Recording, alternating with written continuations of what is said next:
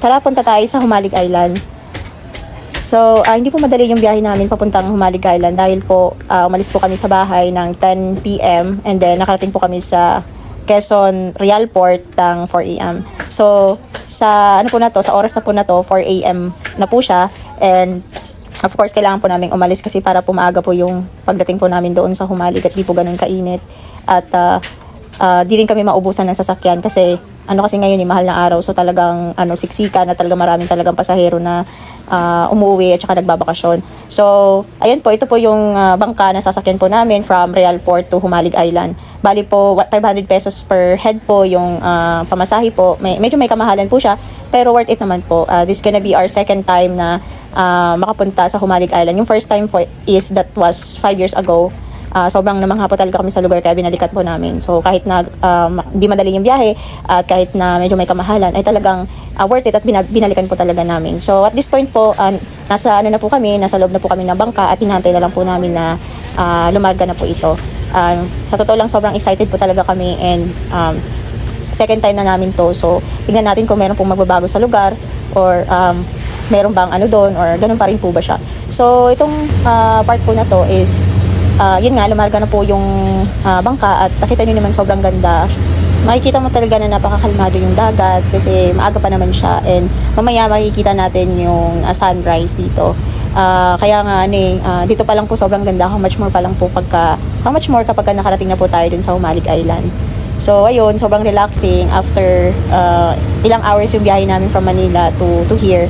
Ay ganito yung makikita mo na sunrise. So unti-unti na magkakaroon ka na ng visibility sa paligid kasi maaga kasi 4 AM yung larga nitong bangka na to. So ayan, sa makikita natin ngayon yung sunrise dito sa bangka pa lang.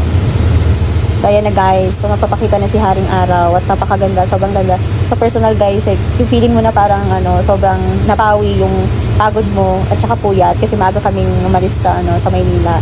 At dito na kami, 6 AM na, bali yung oras ngayon. So nagpapakita na nagkakaroon na kami ng visibility sa paligid. So napakaganda yung tunog ng ng waves.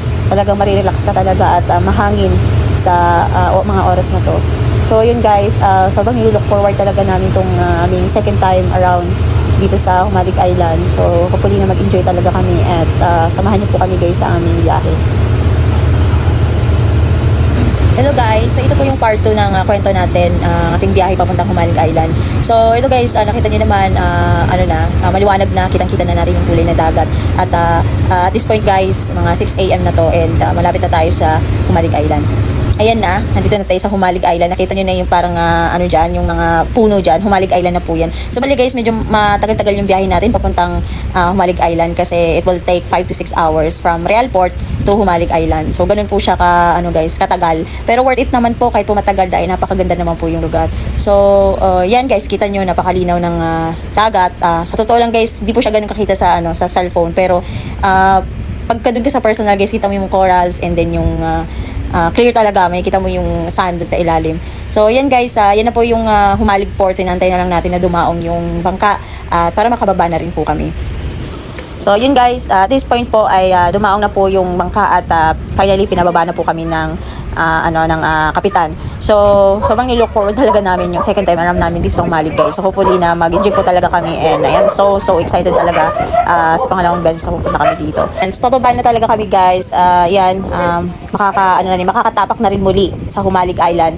Actually, habang pababa kami dyan guys, na-realize namin na hindi pa pala kami nakapag-reserve ng resort sa Humalig Island kasi nga biglaan yung yung adventure namin. Parang naisip lang namin kahapon ng gabi and then lumaga na kami at dito na kami sa Humalig Island. So ayun pa ako guys, so sobrang excited na talaga. Ready na talaga ako guys para talaga sa second time around adventure namin dito sa Humalig Island. And yun nga guys, sa mga oras na to habang pinapanood po namin yung mga bata na yung kinakatch nila yung mga hinahagis nilang barya ng mga kasama din namin sa sa bangka ay yun nga guys, nag-search na kami ng mapag-stayan namin na resort dito sa Humalig Island na ngayon lang kasi namin na-realize na nga pala kailangan pala namin mag-reserve pala talaga para pagdating namin dito may magsundo na talaga sa amin na habal-habal ganun. So ayun guys, nagstay kami dito, nagtambay muna kami nag-search muna kami ng mga mga pwede namin pagstayan. The last time po kasi nag-stay kami doon sa Tejadas Resort. And of course, gusto ko din kasi namin na matry din yung iba. So ayan, nag-search kami and hopefully makahanap na kami ng mapagstayan namin na naman yung mag-enjoy at maganda rin katulad ng Tejada yung pinagstayan namin before. So matagal kaming nakapag-search ng talaga, nakapagpili. Kasi may iba kasi na close na, may iba na napunuan na talaga. Sobrang hirap guys, nung mga time na to, wala talaga kaming mahanap. So kung anong gagawin natin, mga ganun na ako.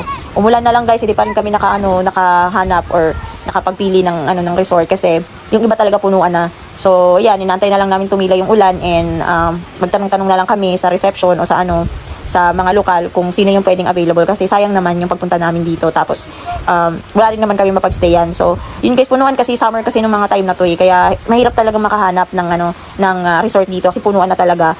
And ayun nga, so nantay na lang namin na makahanap kami ng aming resort dito sa Humalig Island.